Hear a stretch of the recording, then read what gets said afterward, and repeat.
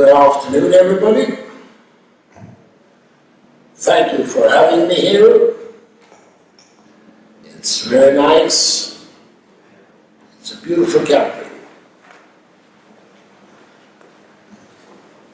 With the permission of the chairman, I would like to ask the audience one question. How many of you have had presbyopic refractive surgery done to your eyes? So there are two of us. Not bad. Not bad. During the last 5 or 6 years or so, we've been learning a lot about pharmacological treatment of presbyopia. And I thought I'd give you an update today of where we are.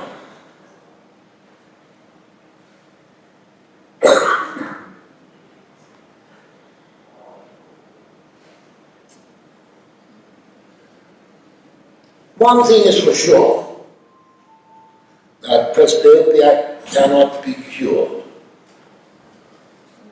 We can compensate this by wearing reading glasses, bifocals, trifocals, or multifocal eyeglasses, or contact lenses, or multifocal or bifocal or trifocal intraocular lenses, corneal inlays, or presby-LASIK.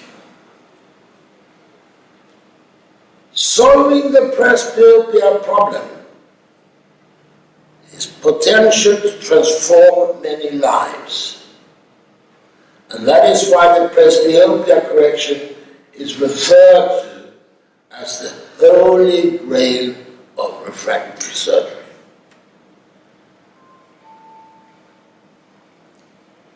We are trying to avoid the use of eyeglasses, contacts, or invasive surgery. So what is the mechanism behind it? Well, we don't quite know yet. We don't know really how accommodation works. Let's face it. We don't even know how the pharmacological control of presbyopia works, really. But it seems possible and a very attractive alternative indeed for the presbyopia patients.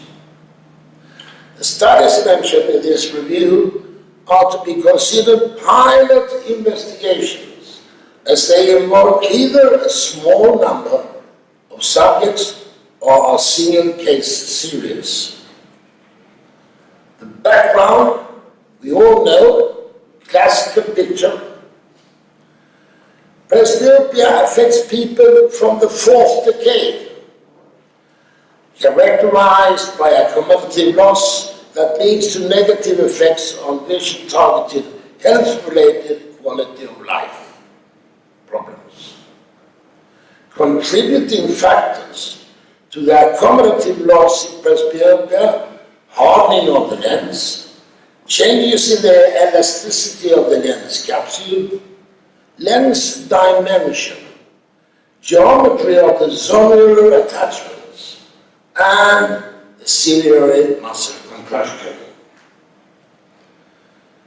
I looked through a review on PubMed performed analyzing publications from 2005 to 2016 concerning the topic of pharmacological treatment, and found only 4 papers that underline the difficulty of finding a topical treatment for presbyopia.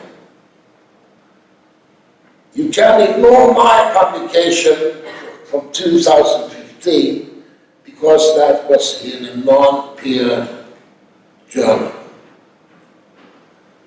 There are a choice of active principles stimulating the parasympathetic innervation and increasing depth of focus. And here I'd like to just take your attention for 1 minute. I do believe that we should stop talking about depth of focus or depth of field. I do think we should start to talk about an extended depth of vision, because this is really what it is, and it's probably, excuse me, more easy for the patient to understand. So accommodation induced by parasympathetic was perhaps associated with the prolongation and potentiation of these effects by the alpha agonists. The ciliary muscle is predominantly under parasympathetic control. Sympathetic innervation playing a minor role in relaxation only. The ciliary muscle contains muscarinic 3-acetylcholine receptors, and the iris is under influence of the parasympathetic system. Conversely, the iris dilator muscle is sympathetically innervated and contains alpha-adrenergic receptors. If these receptors are anti-agonized, it allows the parasympathetically innervated pupillary sphincter to predominate, since it's unopposed, resulting in meiosis. Meiosis means increased depth of vision, or extended depth of vision. And here is a small drawing of the depth of focus or extended depth of vision. You all understand it and seen it before. The facts: small aperture optics have long been known to increase near visual acuity by increasing the depth of field. Peripheral light waves are most distorted.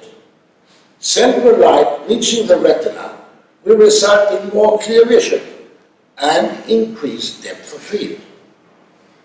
For pharmacological treatment to be successful, it must create meiosis and have a long-lasting effect, minimum 7 to 9 hours. There are a number of active principles, like pilocarpine, phenylephrine, and so forth and so forth. The muscarinic agonists with non-steroidal inflammatory agents, NSAIDS, and the rationale here why using it is that a muscarinic agonist causes the ciliary muscle to contract and cause meiosis, resulting in an increase of depth of field and pseudo-accommodation. NSAID is used to decrease spasmodic ciliary contraction, pigment dispersion, and posterior senator formation, secondary to parasympathetic drugs, like the Nazi drug. The rationale: carbachol is a parasympathetic agent, and unlike pilocarpine, is a full agonist that also promotes release of acetylcholine from the parasympathetic nerve endings. Additionally, its carbamate structure means it may also inhibit cholinesterase enzymes. In terms of inducing meiosis, the most common restraints used by carbachol is 2.25%, which is equivalent in effect to about 3% of pilocarpine. Brimonidine is an alpha-2 receptor agonist and exhibits pupillary action and can produce significant meiosis, but their availability is of concern. Brimonidine is known to give allergic reaction used for the glaucoma treatment, and the incidence of has been as high as 25.7%, as reported by Blondeau. There is another complete different approach to the pharmacological treatment as well. And this consists of targeting the crystalline lens. But that is another saga. Thank you very much for your kind attention.